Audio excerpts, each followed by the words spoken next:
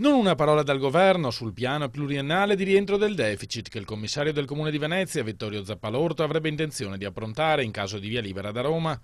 E silenzio anche sul cosiddetto Salva Venezia, promesso la scorsa settimana dal ministro Graziano Del Rio, che il governo doveva presentare come emendamento al decreto mille proroghe, che invece per il momento è rimasto nel cassetto. Siamo lì in attesa, abbiamo sentito Roma.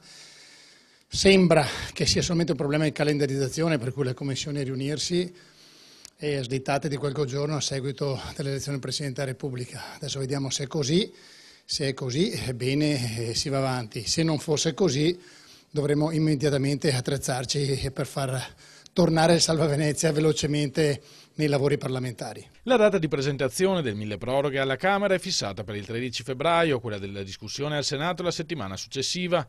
L'emendamento del governo dovrebbe arrivare prima, in ogni caso non oltre il 1 marzo, data dopo la quale in assenza dell'intervento governativo al Comune di Venezia non resterebbe che dichiarare il dissesto finanziario. Ma non voglio nemmeno pensarci a una cosa del genere, sarebbe impensabile, sarebbe una follia.